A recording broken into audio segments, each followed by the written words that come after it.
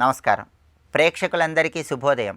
ఈనాటి శ్రావణ శుభయోగం శీర్షికన భాను సప్తమి లేదా ద్వాదశ సప్తమి లేదా అవ్యంగ సప్తమి సందర్భంగా ఎలాంటి విధి విధానాలు పాటించాలో, తద్వారా ఎలాంటి ప్రయోజనాలు సిద్ధింపజేసుకోవచ్చో పరిశీలిద్దాం. ఆదివారం సప్తమి తిథితో కలిసి వస్తే దాన్ని భాను సప్తమి అనే పేరుతో పిలుస్తారు. అలాగే శ్రావణ మాసంలో శుక్లపక్షంలో వచ్చే సప్తమి తిథిని అవ్యంగ సప్తమి లేదా పాపనాశన సప్తమి లేదా ద్వాదశ సప్తమి అనే పేర్లతో పిలుస్తారు. ఆదివారము సప్తమి తిథి రెండూ కూడా సూర్యుడికి ఎంతో ప్రీతిపాత్రమైనవి. ప్రధానంగా శ్రావణ మాసంలో వచ్చే భాను సప్తమి సందర్భంగా సూర్య భగవానుడికి సంబంధించిన ద్వాదశ నామాలు పఠించినట్లయితే సూర్యుడి సంపూర్ణమైన అనుగ్రహం కలుగుతుంది. కాబట్టి ప్రతి ఒక్కరూ కూడా స్నానం చేసిన తర్వాత ఇంట్లో దీపారాధన చేసి మిత్ర, రవి, ఖగ, సూర్య, భాను, పూష, హిరణ్యగర్భ, మరీచి, ఆదిత్య, సవితృ, అర్క, భాస్కరేభ్యో నమః ఈ 12 నామాలు పఠించడం ద్వారా సూర్యుడి సంపూర్ణమైన అనుగ్రహం కలుగుతుంది.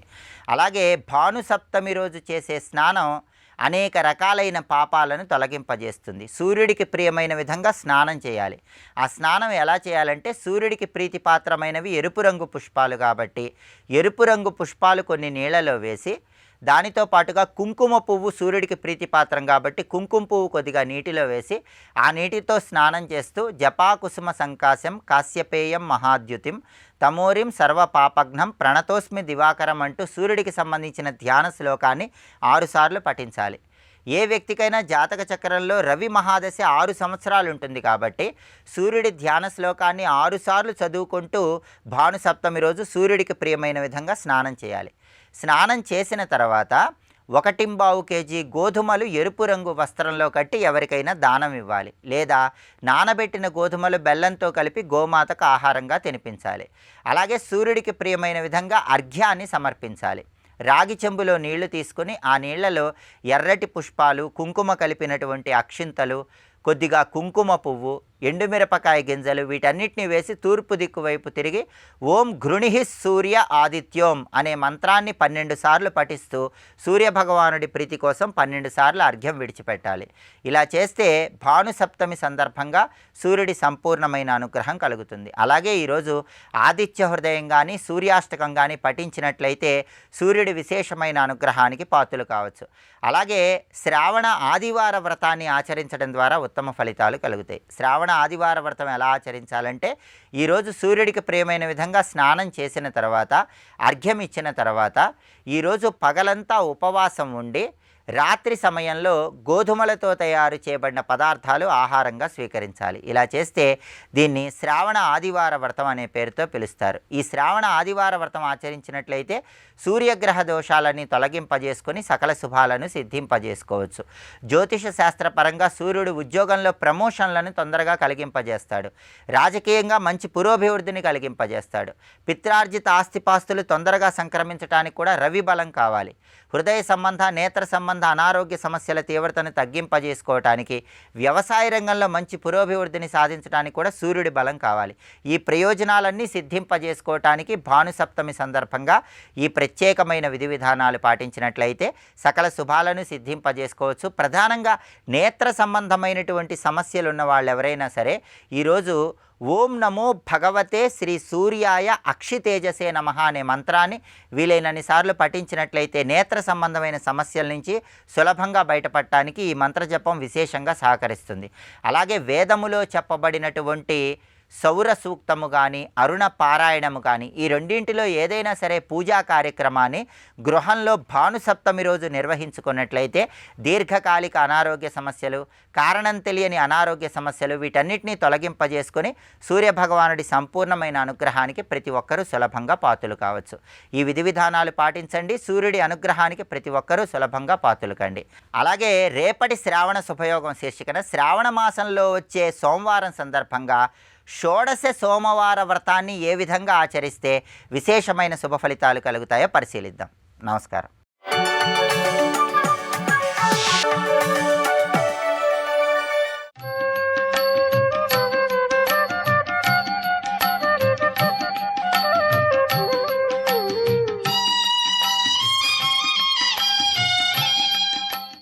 ఇంద్రుడికి అసలు విజయపు మత్తు సంపదల మత్తు, రెండున్నాయండి ఇక్కడ. అధికారము, సంపద, యవ్వనము, ఈ మూడు వచ్చాయా ఇంకా చిన్న పెద్ద ప్రసాదం పదార్థం తేడాలు తెలియవు. అందుకే దూర్వాస ఇచ్చిన ప్రసాదాన్ని నిర్లక్ష్యంగా ఎప్పుడైతే ఏనుగు కుంభస్థలం మీద పెట్టాడో దాని పేరు అసలు మదగజం. తన మీద కూర్చుని రాజుగారిని మించిపోయిన మదం దానికి. అది ఆ పువ్వుల్ని ఏదో చిరాకు పడుతోందని తెలిసి ఆ దండని కింద పెట్టి కాలుతో తొక్కిపోయింది. అది చూసి దూర్వాస మహర్షి వెంటనే శపించాడు, ఓరి భ్రష్టుడా, ఎవరి ప్రసాదం వల్ల నీకు సంపద లభించిందో వాడి ప్రసాదాన్నే నువ్వు తృణీకరించేవి గనక అతడి ప్రసాదంగా లభించిన ఐశ్వర్యాలు నీటి పాలవుతాయి. ఎలా అర్థం చేసుకోవాలో చెప్పుకుంటూ వెళుతున్నాం. కథ ఎక్కడైనా దొరుకుతుంది, ఎలా అర్థం చేసుకోవాలో సూత్రాన్ని దొరికించాలి ప్రయత్నం తెలుసుకోండి. ఏం చెప్తున్నాడు? ఎవరి ప్రసాదం వలన నీకు సంపదలు లభించాయో అతడి ప్రసాదాన్నే నువ్వు తృణీకరించేవి గనక అతడి ప్రసాదం వల్ల లభించిన సంపదలన్నీ నీటి పాలవుతాయి అన్నాడు ఇక్కడ మహానుభావుడు. వెంటనే కిందకి దిగి కాళ్ళ మీద పడ్డాడండి మహానుభావుడు. ఇక్కడ తెలిసి వచ్చింది. ఇక్కడ వెంటనే ఆ కోరిక, అద్భుతమైన కోరిక కోరుకున్నాడు ఇంద్రుడు. వెంటనే దూర్వాసుడు పాదాల మీద పడ్డాడు. పడి ఏమంటున్నాడు? సంపద పోతుందన్న బాధ కాదు, ఇక్కడ ఇంద్రుడు అడిగిన కోరిక జాగ్రత్తగా వినవలసినది. సంపద పోతుందని, పోయిందని, తిరిగి రావాలని నా బాధ కాదు. నా బుద్ధి ఎందుకు ఇంత అజ్ఞానంతో ప్రవర్తించిందని బాధపడుతున్నాను. ఇకపై నాకు ఈ అజ్ఞానం రాకూడదు, నేను బుద్ధి కలిగి ఉండాలి. ఆ విధంగా దీవించవయ్యా దూర్వాస అని పాదాల మీద పడ్డట్టండి. ఎంత విశేషమైన మాట చెప్పాడో చూడండి. ఇక్కడ అద్భుతమైన మాట అది. అందుకు ఇంద్రుడు గొప్పవాడయ్యాడు. ఎప్పుడైతే పశ్చాత్తాపము చెంది పాదాల మీద పడ్డాడో అది చాలా ముఖ్యమైన అంశం. ఏడుస్తున్నాడు దూర్వాసుడి పాదాల మీద పడి. అప్పుడు దూర్వాసుడు వారు అన్నారు, నా పాదాల మీద పడితే నీకేమొస్తుంది అయ్యా, వెళ్ళి నీ గురువు పాదాల మీద పడన్నట్టండి. చాలా అద్భుతమైన విషయం ఇక్కడ. అది ఎవడో చెప్పించినా గురువు బాగు చేయగలడు. చాలా గొప్ప విషయం. అది గురువుగారి దగ్గరికి వెళ్ళి అన్నాడు. అంతేగాని ఆయనే చెయ్యి పట్టుకున్న పద విష్ణువు దగ్గరికి తీసుకెళ్తానని తీసుకెళ్ళలేదు దూర్వాసుడు. అరే వైకుంఠంకి వెళ్ళి విష్ణువు పాదాల దగ్గర నుంచి పూలదండ తెచ్చిన దూర్వాసుడు చక్కగా ఈయన గారి చెయ్యి పట్టుకుని ఈయనే తీసుకెళ్ళొచ్చుగా విష్ణువు వద్దకు. ఈయన పని చేయలేదు, బృహస్పతి వద్దకు వెళ్ళమని చెప్పాడు. ఎందుకంటే నీ గురువును నువ్వు ఆశ్రయించు, నా దగ్గర చెప్పినట్టు నీ తప్పు ఆయన దగ్గర చెప్పు, ఆయన పరిష్కార మార్గం చెప్తానని చెప్పి వెళ్ళిపోయాడు. ఇప్పుడు దూర్వాసుడు పరిష్కార మార్గం చెప్పాడా లేదా చెప్పండి. చెప్పాడా లేదా? చెప్పాడేమని? గురువు పాదాల మీద పడిపోయి. అది ఇక్కడ వెంటనే నేనేం చేశాడు? గురువు గారి కోసం బయలుదేరాడు. అప్పుడు గురువుగారు స్వర్గంలో లేట కాశీక్షేత్రంలో ఉన్నట్టు మహానుభావుడు చూడండి ఇక్కడ. ఎందుకయ్యా అంటే సాధన చేసుకోవడానికి వచ్చాడు బృహస్పతి. అంటే దేవతలైనా సరే సాధన చేయాలంటే భూలోకంలో భారతదేశంలో క్షేత్రానికి రావలసిందే. ఇది తెలుసుకోండి. అది ఎక్కడ? కాశీక్షేత్రానికి. ఏ చోట గంగ ప్రవహిస్తున్నదో, ఏ చోట విశ్వనాథుడిని నెలకొని ఉన్నాడో, ఏ చోట కాసింత సాధన అనంతమైన ఫలాన్ని ఇస్తుందో అలాంటి కాశీక్షేత్రానికి బృహస్పతి అక్కడ చేరుకుని సాధన చేసుకుంటున్నాడు. కనుక స్వర్గాధిపతిని ఇంద్రుడైనా తన గురువు కోసం కాశీక్షేత్రానికి రావలసి వచ్చి గురువుగారి పాదాలు పట్టుకున్నాడు. గురువు దగ్గర ఒక లక్షణం ఉంటుందండి, క్షమ. గురువు అర్థం కావాలంటే శిష్యుడు ఎన్ని తపస్సులు చేయాలి. మొత్తానికి ఇంద్రుడు గురువు పాదాల మీద పడ్డాడు. బృహస్పతి కరిగిపోయాడు. పశ్చాత్తాపానికి సంతోషించి నీకు విష్ణు కటాక్షం దొరికేలా చేస్తాను పద అన్నట్ట. ఏమిటి? ఎక్కడికి పద? విష్ణువు దగ్గరికి పద అన్నాడు. తీసుకువెళ్ళిపోయి చూసారా, గురువు చెయ్యి పట్టుకుని విష్ణువు దగ్గరికి తీసుకెళ్ళాడు. పశ్చాత్తాపడితే అది ఇక్కడ తిన్నగా తీసుకువెళ్ళగానే బృహస్పతి ప్రార్థన చేసేట ఇంద్రుడిని అనుగ్రహించమని. అప్పుడు నారాయణుడు అనుగ్రహించాడు. అందుకే గురువు కటాక్షం ఉంటే భగవంతుడు మన ముందు నిలబెట్టగలడు, మనల్ని భగవంతుడు ముందు నిలబెట్టగలడు. అది గురువు యొక్క కటాక్షం. బృహస్పతి తీసుకెళ్ళి ఎప్పుడు పెట్టాడో అప్పుడు విష్ణువు చూసి ఏమిటి సంగతి అన్నాడు. వెంటనే ప్రభో, గురువు దయ వల్ల నీ దర్శనమైంది, లేకపోతే నీ పాద పద్మాలను దర్శించడం ఎవరి వల్ల అవుతుంది? నేను చెయ్యరాని తప్పు చేశాను, నీ ప్రసాదాన్ని నిర్లక్ష్యపరిచాను, దాన్ని బట్టి నీ ప్రసాదలబ్ధమైన ఐశ్వర్యమంతా నీళ్ల పాలైపోయింది స్వామి. నేను ఈ తప్పు నుంచి బయటపడాలంటే ఏం చేయాలి? నువ్వు తప్పు చేసిన దాసుని తప్పు దండముతో సరి, నేను క్షమించాను. కానీ ఇప్పుడు ముల్లోకాల ఐశ్వర్యం నీటి పాలైంది. ముల్లోకాలు బాగుండాలంటే మళ్ళీ ఐశ్వర్యం అంతా బయటికి రావాలి, దానికి ప్రయత్నం చేయని చెప్పాడు. ఈ కథ ఎప్పుడు విన్నట్టే అనిపిస్తుంది, కానీ ఎప్పటికప్పుడు వినవలసినవి తెలుసుకోవాల్సినవి చాలా ఉంటాయండి. ప్రతి అణువణువు ఇందులో గమనించుకోవాల్సిన అంశం ఇక్కడ. విష్ణువు చెప్పినది ఏంటంటే అన్నీ సముద్రంలో పడ్డాయి, ఆ సముద్రాన్ని మథనం చేయండి, దాని నుండి మీకు సంపదలన్నీ తిరిగి లభిస్తాయి. ఇది విష్ణువు చూపించిన మార్గం. అంటే పరిష్కార మార్గం విష్ణువే చెప్పాడు చూడండి ఇక్కడ, ఆయనే మార్గం చెప్పాడు. అయితే ఆ క్షీరసాగరాన్ని ఎలా మథనం చేయాలి, మథనం చేయాలంటే దానికంటూ ఒక కవ్వం కావాలి, కవ్వపు త్రాడు కావాలి కదా. అవేమిటి? అన్ని విష్ణువే చెప్పాలి. చూసారా, కాసింత ఏదో అనుగ్రహించడానికి వెళ్తే మొత్తం భారం ఆయన మీదే పెడుతున్నారు వీళ్ళు. వెంటనే విష్ణువు ఏం చెప్పాడంటే, మంథర పర్వతం ఉన్నది, దాన్ని తీసుకురా. దాని పేరే మంథర పర్వతం. అసలు పేరేమిటో అది మర్చిపోయింది. మంథరము అంటే మంథానము చేయబడ్డ పర్వతమే, అంటే తరచే పర్వతం, చిలికే కొండ. చిలుకు గుబ్బలి అన్నాడు అన్నమయ్య. గుబ్బలి అంటే కొండ, చిలుకు గుబ్బలి, చిలికే కొండట. ఎంత అందమైన తెలుగు పేరు పెట్టాడండి, చిలుకు గుబ్బలి అన్నాడు అక్కడ. అది మందరగిరి అంటే. దాన్ని తీసుకొచ్చారు. తీసుకొస్తే వాసుకి అనేవాడిని సర్పముగా తీసుకొచ్చారు. ఆ సర్పము దాన్ని కవ్వపుత్రాడు చేశారు. వాసుకి సర్పరాజుని కవ్వపుత్రాడుగా చేశారు. స్వస్తి.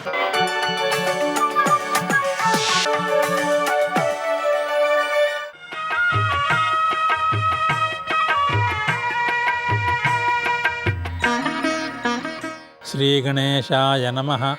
శ్రీ సరస్వత్యై నమః. శ్రీపాదవల్లభ నరసింహ సరస్వతి. శ్రీ గురుదత్తాత్రేయాయ నమః. నాతి ప్రసీదసి తథోపచితోపహారైః ఆరాధితస్సురగణైర్హృది బద్ధకామైః యత్సర్వభూతదయయా అసదలభ్యయైకో నానాజనేష్వవహితః సుహృదంతరాత్మా. ఓ దేవా, నువ్వు అద్వితీయుడివి, ఉపాస్య దేవత అందరిలోకి కూడా ముఖ్యాతి ముఖ్యుడివి. అంతేకాదు, రకరకాల జీవజాతుల హృదయాంతరాళాలలో అంతర్యామివై వ్యాపించి ఉన్నటువంటి అంతరాత్మవే నువ్వే, సుహృతు అంతరాత్మ. అందుకే నువ్వు సమస్త జీవులకి మిత్రుడివి నువ్వు. అందువల్లే నీకు సర్వభూత దయ అనేటువంటి గుణం అత్యంత ప్రియంగా ఉంటూ ఉంటుంది. ఎవరి యందు అధిక ప్రీతి ఉంటుంది అని కదా నీ ప్రశ్న. నీ ప్రీతి ఎవరి మీద ఉంటుంది అంటే, సర్వభూత దయ ఎవరికి ఎక్కువ ఉంటుందో వాళ్ళ మీద పరమాత్మ దయ ఎక్కువ ఉంటుంది. ఆ సర్వభూత దయ అనేది ఎవరికి అందుతుంది అంటే, సన్మార్గంలో జీవనం చేసే వాళ్ళకి మాత్రమే దక్కుతుంది. కానీ ఆ గుణం నీకు ఎంత ఇష్టం అంటే, సాక్షాత్తుగా దేవతలైనా సరే, దేవలోకంలో ఉండేటువంటి సమస్త ఐశ్వర్యాలని తీసుకొచ్చి నీ ముందు పోసేసి నీకు పూజ చేసినా సరే, వారి హృదయంలో సర్వభూత దయ కంటే భిన్నంగా వేరే రకమైనటువంటి కోరిక ఏదన్నా కనుక ఉన్నట్టయితే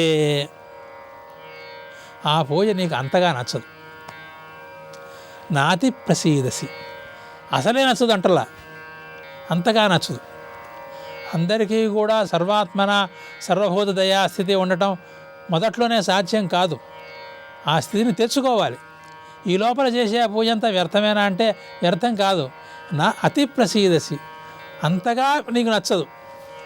అటువంటి వాళ్ళు ఆ సర్వభూత దయ లేకపోయినా మామూలు సద్భావనతో చేసినా సరే, జీవితం సన్మార్గంగా ఉంటే చాలు, వాళ్ళ మీద నువ్వు ప్రసన్నంగానే ఉంటావు.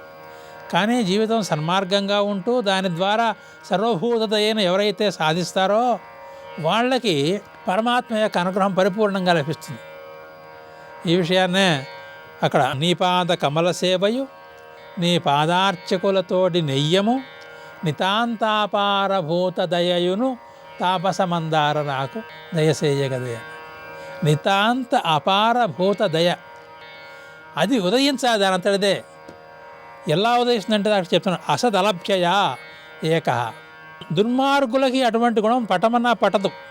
సన్మార్గంలో భగవదుక్తమైనటువంటి శాస్త్రాన్ని అనుసరించి ఎవరైతే జీవనం చేస్తూ ఉంటారో వాళ్ళు సన్మార్గులు.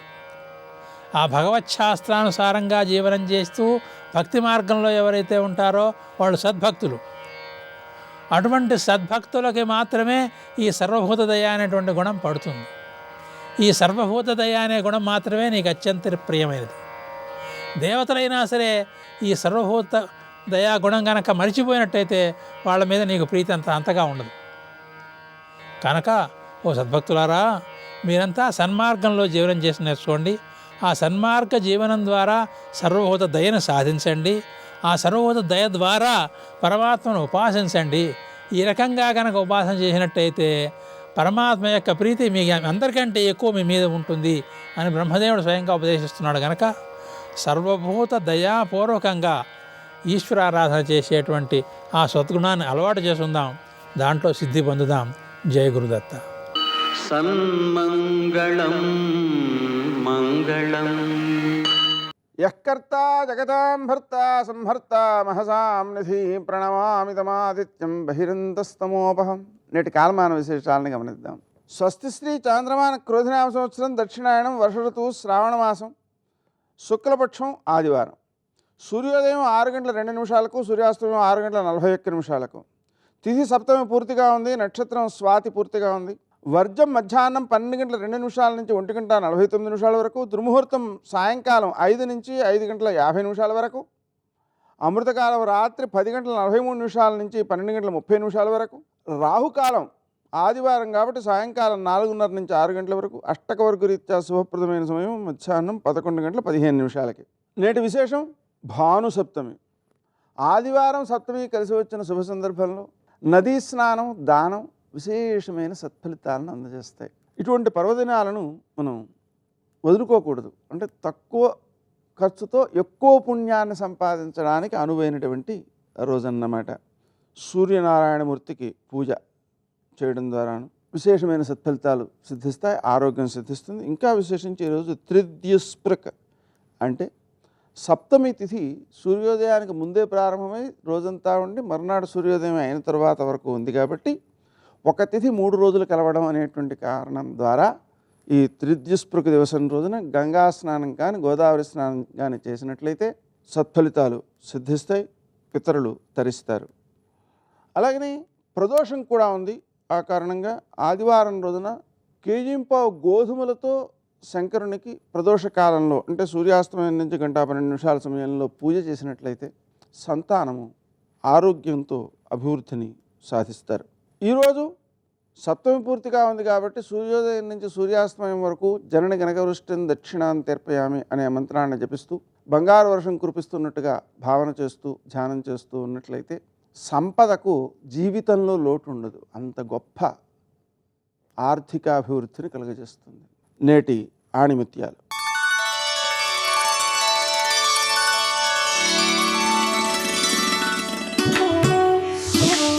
అపనమ్మకంతో పని మొదలు పెట్టవద్దు.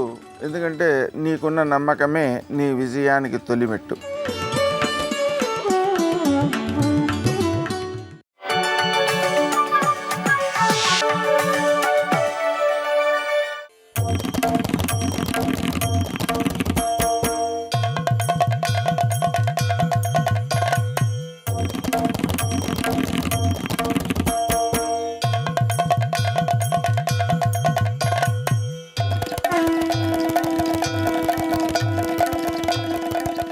ఇలా చూసిన చూపుతో ఆవిడ ఇవ్వలేనిదన్నది లోకంలో లేదు.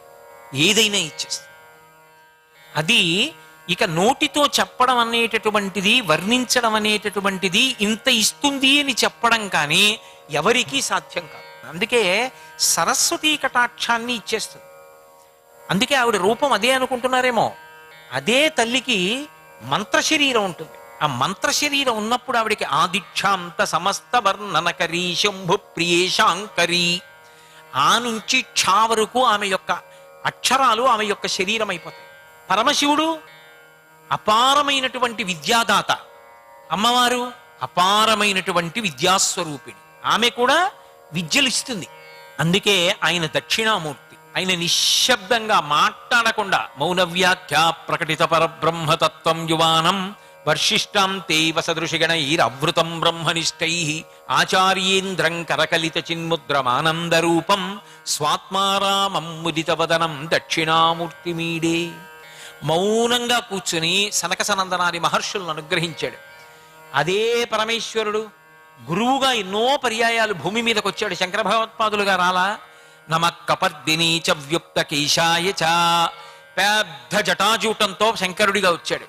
వ్యుక్త కేశాయ చ, బోడిగుండుతో శంకర భగవత్పాదులుగా వచ్చాడు.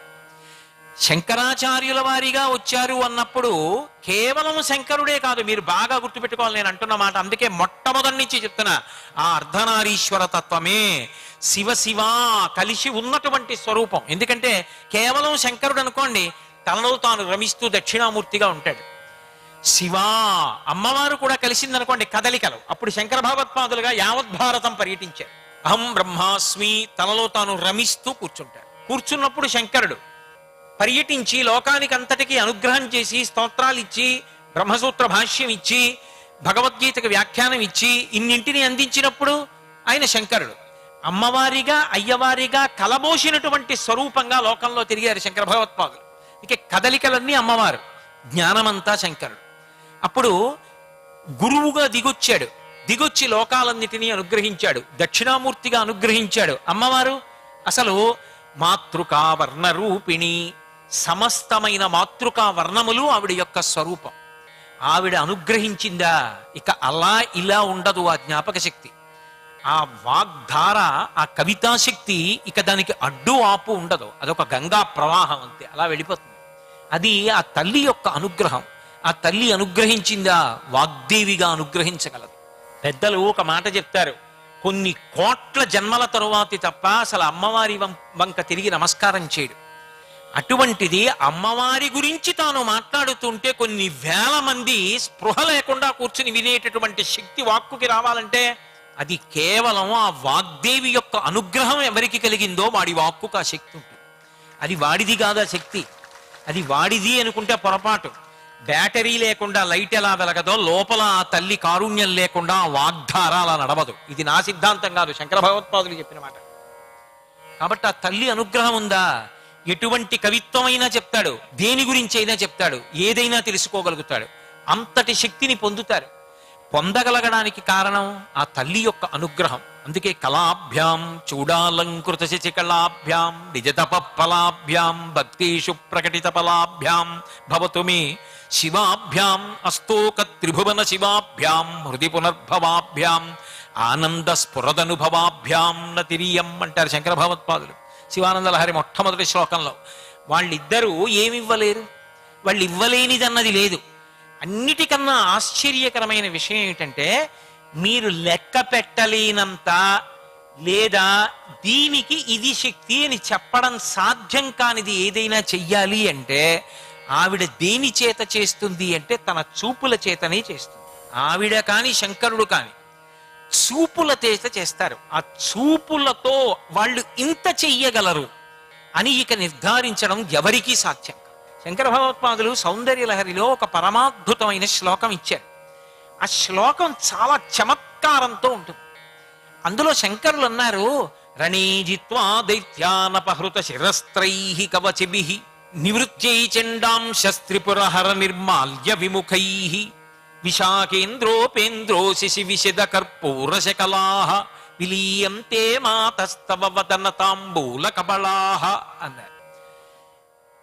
అసలు శంకర భగవత్పాదులు నిజంగా శ్లోకం ఎలా ఇచ్చారో పరమాద్భుతం నిజంగా శ్లోకం. సర్వం శ్రీ ఉమామహేశ్వర పరబ్రహ్మార్పణమస్తు. స్వస్తి.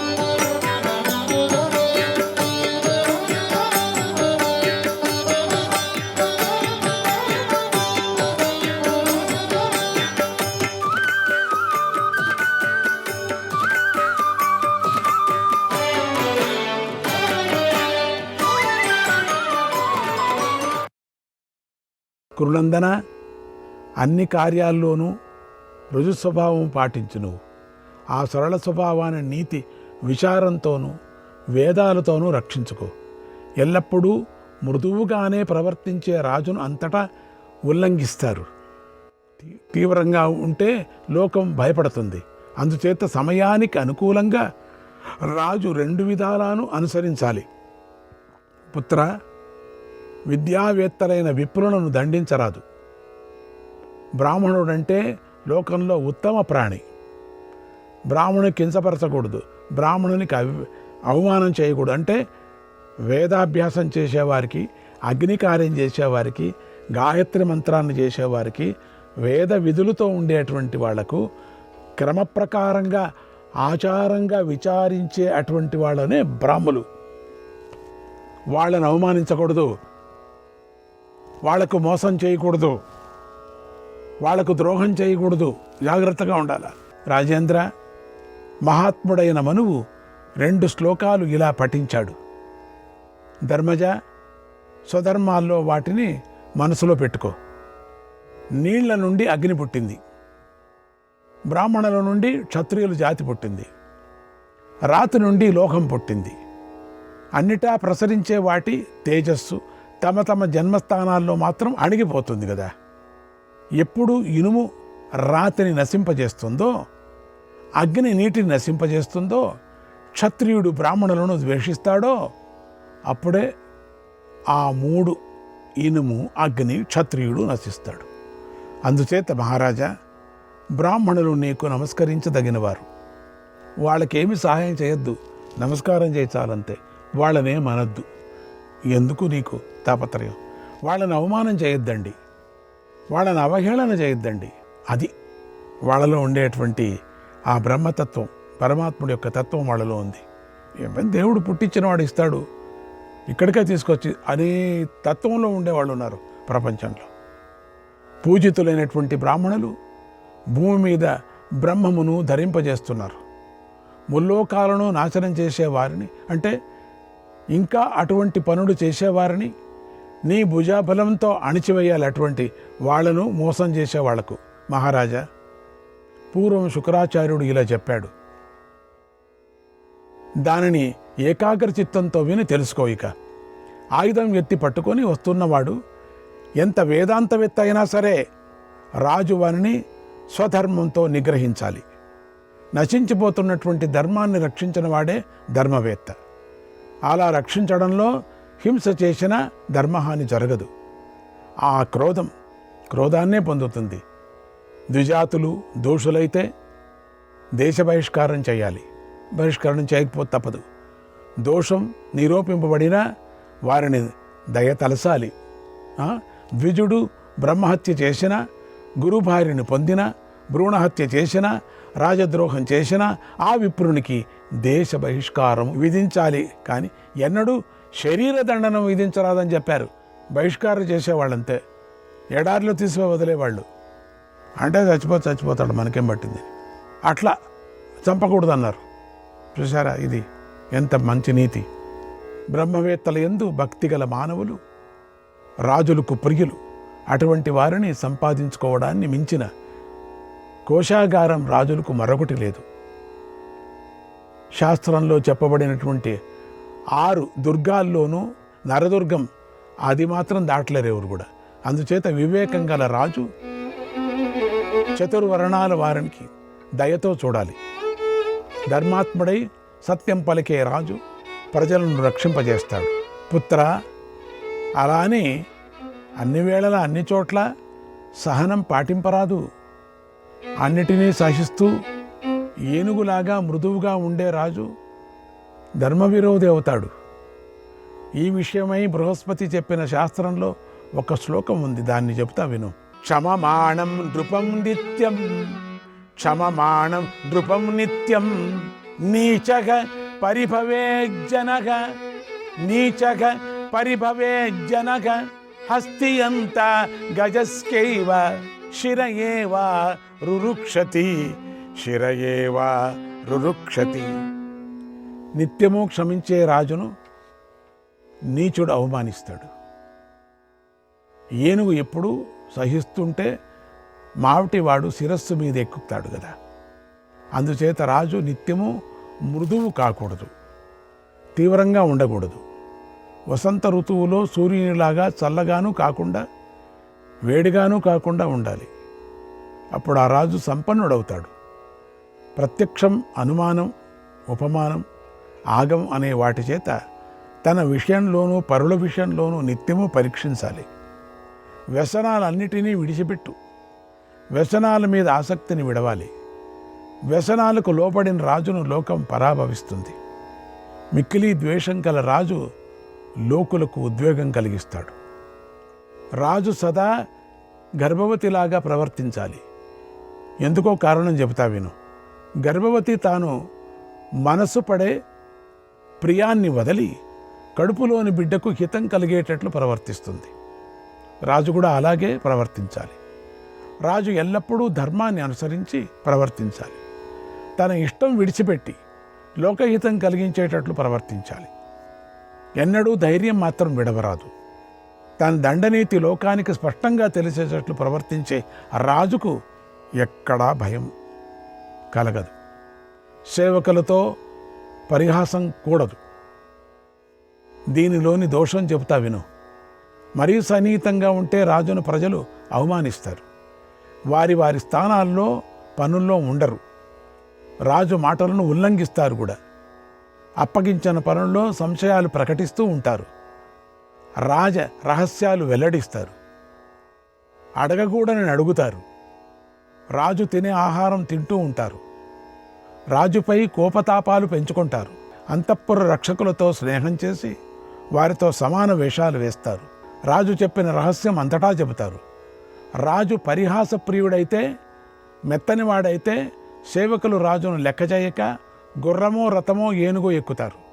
రాజా, ఇది నీకు దుష్కరమైనది, ఇది నీవు చేసిన తప్పు పని అంటూ ఇలా సభలో మిత్రునిలాగా సేవకులు చెబుతారు.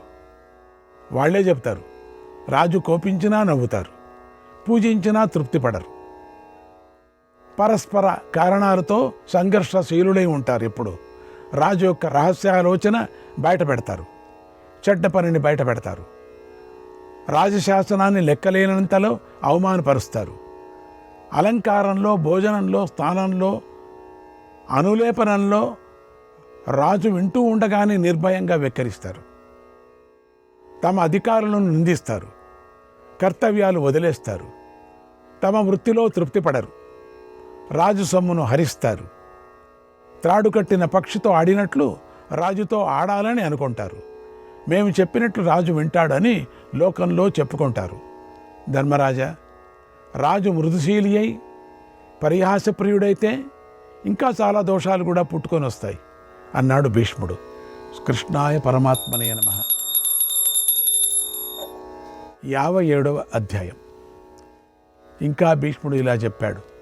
ధర్మరాజా, రాజు ఎల్లప్పుడూ ప్రయత్నపరుడై ఉండాలి. ఉద్యమించని రాజు శ్రీలాగా ప్రశంసలు అందుకోకూడదు. ఖండితం అందుకోడు కూడా. శ్రీలాగా ప్రశంసలు అందుకోడు. ఈ విషయమై శుక్రుడు ఇలా చెప్పాడు. రాజా, ఏకాగ్రతతో విను చెబుతాను. పుట్టలోని చీమలను పాము తిన్నట్లు విరోధం లేని రాజును, ఇల్లు విడవని బ్రాహ్మణుని భూమి మృంగివేస్తుంది. అందుచేత నరోత్తమ, ఇదంతా నీ మనసులో పెట్టుకో. సంధి చేసుకోవలసిన వారితో సంధి చేసుకో, విరోధింపవలసిన వారితో విరోధించు. 7 అంగాలు గల రాజ్యానికి ప్రతికూలంగా ఆచరించేవాడు గురువు అయినా మిత్రుడైనా సరే సంహరింపదగిన వాడే. బృహస్పతి మతంగా రాజ్యాధికారికి సంబంధించిన శ్లోకం అంటే మరుత్తుడనే రాజు పాడినది ఒకటి ఉంది. ఇది కార్యాలు తెలియక గర్వంతో చెడు మార్గం పట్టినవాడు గురువైనా అతన్ని శాశ్వతంగా దండింపవలసిందే. బాహుపుత్రుడైనటువంటి సగర మహారాజు తన పెద్ద కొడుకైనటువంటి అసమంజసుని పౌరుల హితం కోసం పరిత్యజించాడు. అసమంజసుడు సరయూ నదిలో ప్రజల యొక్క పిల్లలను ముంచివేసేవాడు. అందుచేత తండ్రి సగరుడు కొడుకును తిట్టి దేశ బహిష్కారం చేశాడు. ఉద్దాలక మహర్షి కూడా తన ప్రియసుతుడైనటువంటి శ్వేతకేతువును బ్రాహ్మణులకు కపటంగా సేవిస్తున్నాడనే కారణంతో విడిచిపెట్టాడు. అందుచేత లోకులను రంజింపచేయటమే రాజుల సనాతన ధర్మం. సత్యాన్ని రక్షించటము, వ్యవహారంలో సరళత రాజధర్మం. ఇతరుల సంపదలను పాడు చేయరాదు. ఇవ్వవలసిన దాన్ని సకాలంలో ఇవ్వాలి. సత్యవాక్కు క్షమ కలిగి పరాక్రమించే రాజు ఎన్నడూ శుభమార్గం నుండి తొలగడు. ఆత్మవాంశ్చ చితక్రోధక శాస్త్రార్థ కృత నిశ్చయగ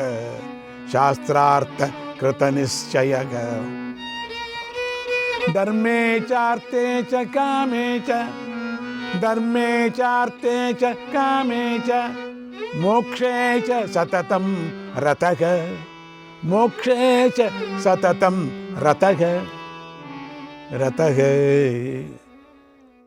రాజు ఆత్మవంతుడు కావాలి, క్రోధాన్ని జయించాలి. రాజుకు శాస్త్ర విషయంలో చక్కని నిశ్చయ బుద్ధి ఉండాలి. ధర్మార్థ కామ మోక్షాల్లో ఆసక్తి ఉండాలి. వేదం మీద కూడా ఆసక్తి ఉండాలి.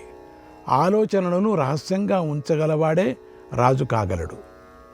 రాజు కార్యాల్లో రహస్య దాచ లేకపోవటాన్ని మించిన కష్టం రాజుకు మరొకటి ఉండదు. రహస్యం దాచలేకపోవటాన్ని. 4 వర్ణాల వారి ధర్మాలను రాజు రక్షించాలి. ధర్మం సంకరమైపోకోకుండా ప్రజలను రక్షించడం కూడా రాజుల సనాతన ధర్మం. రాజు ఎవరినీ నమ్మరాదు, ఒకవేళ నమ్మినా ఎక్కువగా నమ్మకూడదు. షాడ్గుణ్యంలో ఉండేటువంటి గుణదోషాలను బుద్ధితో సదా పరీక్షిస్తూ ఉండాలి. శత్రువుల లోపాలను కనిపెట్టగల రాజు నిత్యము ప్రశంసింపబడతాడు. ధర్మార్థ కామాల విషయంలో నిశ్చిత జ్ఞానం కలిగి గూఢచారుల రహస్యాన్ని కనిపెట్టే రాజు ప్రశంసింపబడతాడు. రాజు తన ధనాగారం పెంపొందించుకునే విషయంలో యమునిలా కుబేరునిలా ప్రవర్తించాలి. స్థానవృద్ధి క్షయాలకు కారణమైన దశవర్గం చక్కగా తెలుసుకోవాలి. అమాత్యుడు, రాష్ట్రం, దుర్గం, కోశం, దండం, ఈ 5 ప్రకృతులు, వీటిని స్వపక్ష పరపక్షాలు రెండిటిలో గ్రహించడం దశవర్గ జ్ఞానం అంటారు. పోషణ లేని వారికి రాజు పోషణ ఇవ్వాలి. పోషణ కలవారిని కూడా పరీక్షిస్తూ రక్షిస్తూ కూడా ఉండాలి. రాజు చిరునవ్వు నవ్వుతూ సుముఖంగా ముందు మాట్లాడుతూ ఉండాలి. వృద్ధులను సేవించాలి. అలసట లేకుండా ప్రవర్తించాలి. లేఖితనం ఉండకూడదు. సత్ప్రవర్తన మీద స్థిరబుద్ధి ఉండాలి. సంతోషం పొందాలి. చూడముచ్చటగా ఉండాలి. సజ్జనుల చేతి నుండి ఎన్నడూ ధనం గ్రహించరాదు. దుర్జనుల నుండి తీసుకొని అది సజ్జనులకు ఇవ్వాలి. రాజు స్వయంగా దండించాలి. దాత కావాలి. మనసు వశంలో ఉండాలి. రమ్యమైనటువంటి సాధనాలు ఉండాలి.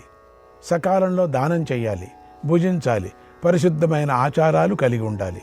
శూరులు, భక్తులు, ఇతరుల ప్రలోభాలకు లొంగనివారు, సత్కులంలో పుట్టినవారు, రోగాలు లేనివారు, శిష్టులతో సంబంధాలు కలవారు, ఆత్మగౌరవం కలవారు, అవమానం చేయనివారు, విద్యావేత్తలు, లోక వ్యవహారాలు తెలిసినవారు, పరలోకం గురించి తెలుసుకునేవారు, ధర్మనిరతలు, పర్వతం వలె చలింపని సాధు స్వభావం కలవారు, వీరిని రాజు సహాయకులుగా చేసుకోవాలి. ఇక భోగాల విషయంలో వారితో సమానంగా అనుభవించాలి. ఒక్క ఛత్రము, ఆజ్ఞ, ఈ 2 మాత్రమే వారికంటే రాజుకు అధికం అనేటట్లు ఉండాలి. అందరి ఎదుట చాటుగాను కూడా ఒకే విధమైన నడవడిక ఉండాలి. ఇలా చేసే రాజు దుఃఖం పొందడు. అందరినీ అనుమానించేవాడు, అన్నీ హరించేవాడు, సూటిగా ఉండనివాడు, లోపి అయిన రాజు కొద్ది కాలంలోనే తన వారి చేతనే బంధింపబడుతుంటాడు. శుచేయి, లోకుల మనసులను ఆకర్షింపగల రాజు శత్రువులకు చిక్కినా పతనం చెందడు. ఒకవేళ పడినా మళ్ళీ నిలదొక్కుంటాడు. క్రోధం లేనివాడు, వ్యసనాలు లేనివాడు, మృదువైన దండం ప్రయోగించేవాడు, జితేంద్రుడు అయినటువంటి రాజు రాణులకు హిమవంతుని వలె విశ్వసింపదగిన వాడవుతాడు కదా. ప్రజ్ఞ గలవాడు, త్యాగగుణంతో కూడినవాడు, శత్రువుల దోషాలు తెలుసుకోగలవాడు, అన్ని వర్గాల వారికి చూడదగినవాడు, నీతి అవనీతి తెలిసినవాడు, చురుకుగా పనులు చేసేవాడు, క్రోధాన్ని జయించినవాడు, ప్రసన్నుడు, మహాబుద్ధి గలవాడు, రోష స్వభావం లేనివాడు, యోగ్యుడు, క్రియాపరుడు, తన్ను తాను పొగుడుకోనివాడు, పెద్దలు పెట్టిన పనులు చక్కగా పూర్తి చేసే రాజు రాజులలో ఉత్తముడు అనబడతాడు. పుత్రాయివ పితుర్గేహే పుత్రాయివ పితుర్గేహే విషయే యస్య మానవాః విషయే యస్య మానవాః నిర్భయా విచరిష్యంతి నిర్భయా విచయిష్యంతి సరాజా రాజసత్తమః సరాజా రాజసత్తమః. నిర్భయంగా తండ్రి ఇంట్లో పుత్రుడు ప్రవర్తించినట్లు ఎవని దేశంలో ప్రజలు సంచరిస్తారో ఆ రాజు రాజోత్తముడు. ఎవని రాజ్యంలో పౌరుషుడు తమ సంపదను రహస్యంగా ఉంచుకోరో, నీతి అవనీతులను తెలిసి ప్రవర్తిస్తారో ఆ రాజు రాజోత్తముడవుతాడు. ఎవని దేశంలో ప్రజలు తమ తమ వీధుల్లో శ్రద్ధ కలిగి ఉంటారో, దేహం మీద కాకుండా ధర్మం మీద ఆసక్తి కలిగి యథావిధిగా రక్షింపబడతారో, రాజునకు వశులై అతని ఆధీనంలో నడుస్తారో, సంఘర్షణ లేకుండా విధేయులై ఉంటారో, ఈయన అనుసరిస్తూ ఉంటారో, దానగుణం కలిగి ఉంటారో ఆ దేశపు రాజే ఉత్తముడు. అప్పుడప్పుడు కొత్త కొత్తగా చూపిస్తూ ఉండాలా, మంచి మంచి దారులు వేయాలా, మంచి మంచి ఛత్రాలు కట్టాలా అని అవన్నీ ముందుకు చెప్పుకొని పెడుతున్నారు. ఏ దేశంలో కల్లా కపటం, మాయ, మత్సరం ఉండవో ఆ రాజు యొక్క ధర్మమే సనాతన ధర్మమయ్యా. జ్ఞానులకు సత్కరించేవాడు, తెలియదగిన దానిలోనూ పరహితంలోనూ ప్రీతి గలవాడు, సజ్జనుల మార్గంలో నడిచేవాడు, త్యాగి అయిన రాజు రాజ్యానికి అర్హుడయ్యా. ఎవని గూఢచారులు రహస్యాలోచనలు శత్రువులకు తెలియకుండా ఉంటాయో ఆ రాజు రాజ్యార్హుడు. మహాత్ముడైన పరశురాముడు రామచరణం చెబుతూ పూర్వం ఒక శ్లోకం రాజుని గురించి వినిపించాడు. రాజనం ప్రజనం నిందేతి తతో భార్యాం తతో ధనం రాజన్యసతి లోకస్య రాజన్యసతి లోకస్య కుతో భార్య కుతో ధనం కుతో భార్య కుతో ధనం. మొదట రాజును పొందాలి, తర్వాత భార్యను, తర్వాత ధనమును పొందాలి. రాజు లేకపోతే లోకులకు భార్య ఎందుకు, ధనమెందుకు? రాజ్యం కాక ఆకాంక్షించే వారికి స్పష్టమైన ప్రజారక్షణ కాక సనాతన ధర్మం మరొకటి లేదు. రక్షయే లోకానికి ఆధారం. రాజధర్మాల గురించి ప్రచేతసుడు ఇలా చెప్పాడు. ఏకాగ్రతతో వాటిని విను. ప్రవచనం చెయ్యని ఆచార్యుడు, ఆహా, వేదం చదవని ఋత్విజుడు, రక్షించని రాజు, అప్రియంగా మాట్లాడే భార్య, గ్రామంలో ఉండాలనుకునే గోవుల కాపరి, వీరంతా ఎందుకు పనికిరారు? సముద్రంలో పగిలిపోయిన పడవను విడిచివేసినట్లు వెంటనే విడిచిపెట్టాలి అన్నాడు భీష్ముడు. శ్రీకృష్ణాయ పరమాత్మనే నమః.